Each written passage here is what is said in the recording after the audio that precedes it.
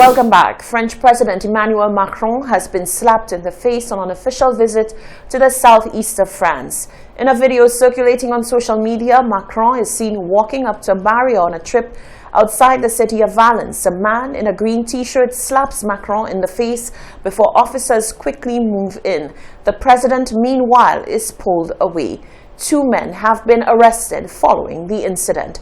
Let's go to that video.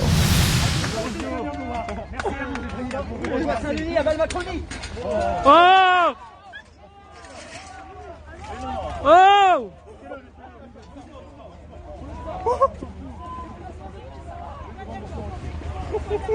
Vas-y, casse-toi de là! Enculé!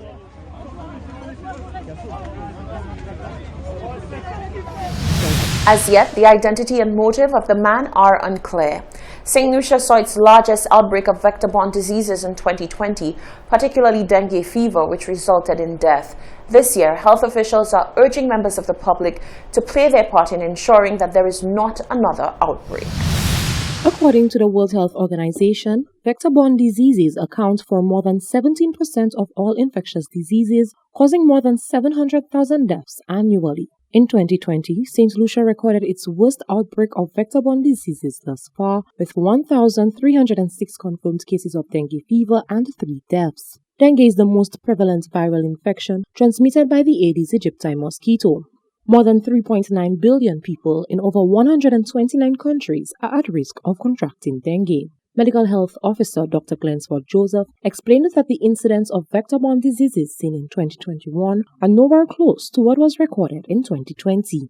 So far, for 2021, the Department of Health and Wellness confirmed 14 cases of dengue, 10 of which occurred within the first 5 weeks of this year, with the last 5 weeks interval occurring for 1 to 2 of the cases. Of these, 68% were male, 21% were hospitalized, no fatalities been recorded thus far. Other viral diseases transmitted by vectors include chikungunya fever, Zika virus fever, yellow fever, West Nile fever, and leptospirosis. Dr. Joseph says St. Lucia has seen cases of other diseases other than dengue for 2021. He has urged the public to do what they must to minimize breeding grounds for the vectors. We have seen for this year 1 case of chikungunya occurring in March. Also, we have noticed 1 case of leptospirosis so far for this year.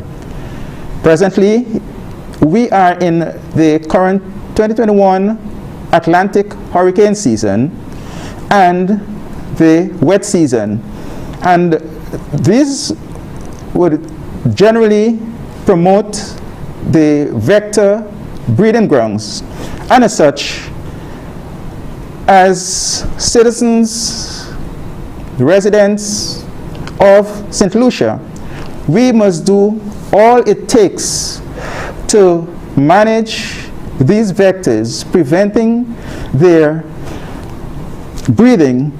Vector Awareness Week in St. Lucia is observed annually from the 7th to the 13th of June. This year's theme is Act Now, Know How Vectors Live, Breed, Feed.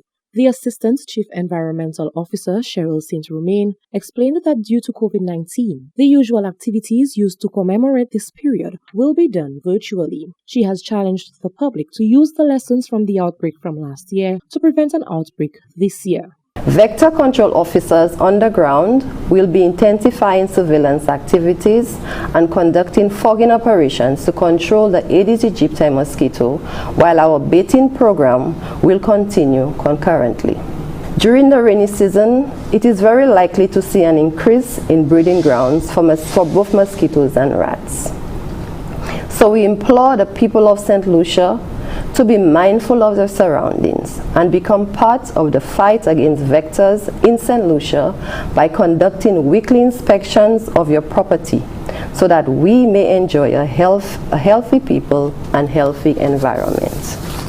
A crucial element in reducing the burden of vector-borne diseases is behavioral change. The Ministry of Health says it will continue with its public awareness campaigns, not just during Vector Awareness Week, but the entire year. Reporting for Hot 7 News, I am Genevieve Gonzague. Antigua and Barbuda's Prime Minister Gaston Brown is calling for the slashing of airline ticket taxes. Many Caribbean travelers complained in the past that very often more than half of the cost of their airline ticket was made up of a range of government taxes. Now, Antigua and Barbuda's Prime Minister, Mr. Gaston Brown, is calling on his colleague heads of government to consider slashing the taxes on the airline tickets. Prime Minister Brown says with the COVID-19 pandemic cutting deep into travel, and with the need to stimulate the revival of regional air travel, now is a good time to introduce the cuts. He is advocating cuts by 50%. Prime Minister Brown says he plans to use his assumption of the chairmanship of the Caribbean community next month to push the case. The Antigua-Barbuda-owned Caribbean airline Liat recently restarted scheduled travel after being grounded by the COVID-19 pandemic and shareholders' issues. The Trinidad and Tobago-owned Caribbean Airlines is expected to begin scheduled services in the coming weeks after negotiations conclude with the government. The Ministry of Equity, Social Justice, Local Government and Empowerment held a one-day workshop at the Chase Gardens Human Resource Center on Monday, the 7th of June. The workshop was designed to facilitate the transfer of critical knowledge and skills needed to enhance the competencies of the community after-school program facilitators. The Ministry of Equity, Social Justice, Local Government and Empowerment held a one-day workshop at the Chase Garden Human Resource Center on Monday, June 7, 2021. The workshop was designed to facilitate the transfer of critical knowledge and skills needed to enhance the competencies of the Community After School Program CASP facilitators. Mr. Jim Xavier is the Deputy Director of the Community Service Unit in the Ministry of Equity, Social Justice, Local Government and Empowerment. One of the strong points of the program is dealing with behavioral modification in students who have been identified with some behavioral problems. And so we want the feedback that they are improving both in the schoolwork, in the behavior at home and at school. And so they would be reintegrated and would be sort of referred to as normal students once again. Workshop facilitator and Community After School Program Coordinator Antonia Rene Marius stated that as a result of this workshop, CAS facilitators will be better placed to examine behavioral issues and plan interventions to deal with the challenges brought about by the impact of the COVID-19 pandemic. With children being at home all of those times, children being shut in away from their friends, their playmates and so forth, the children have a lot of pent-up frustration and anger and so forth. So it's just a way to help the facilitators prepare so they can help the children deal with those issues if and when they come up at the program. One workshop participant who applauded the venture was Miss Celie Bernard, who stated how important it is to get trained when dealing with children who are in need of assistance. It is important to get trained to be in this program because we're dealing with kids that have problems, kids that have low self-esteem, those that need help in different areas that we are not trained to, and we don't want to go ahead in this thing and further damage or cause more harm than good. So it's really good to be trained and to know how to help them get better in whatever area that they're lacking. The Permanent Secretary in the Ministry of Equity, Social Justice, Local Government and Empowerment, Mrs. Velda Joseph, stated that persons involved in the delivery of the Community After School program must be aware of the ministry's mandate. We believe that before we actually implement those programs within communities, that there needs to be an orientation of facilitators as well as coordinators, all of those persons who would be involved in the delivery of the services within the programs or within the centers. The reason for that is we believe that persons need to be on the same page with us. They need to understand the thinking of the ministry, the expectations of the ministry, the philosophy of the ministry as it relates to the delivery of community after school programs. They need to understand that there are standards that need to be upheld as we deliver these programs. She also stated that with the economic situation brought about by the advent of the COVID-19 pandemic, The ministry has now to limit the number of community after-school programs that can be implemented around the island. We have had 15 centers. This year, of course, we understand the situation, the economic situation as a result of the impact of COVID-19. And so we are limited in the number of centers that we can implement. This year, we have 3 centers.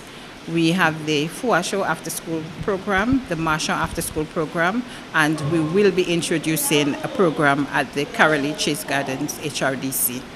These programs are being supported through the YEP project, the Youth Empowerment Project, and that project is financed jointly by the Caribbean Development Bank and the government of St. Lucia. And so we want to thank both the bank and the government of St. Lucia for providing the necessary resources to support these programs. The Community After School program will run from June 8th to July 30th, 2021, following which the ministry will host a series of summer programs in August before recommencement of the Community After School program in September 2021. Reporting from the Ministry of Equity, Social Justice, Local Government and Empowerment, I am Chevroy Marius. Stay with us. The latest weather report is coming up after the break.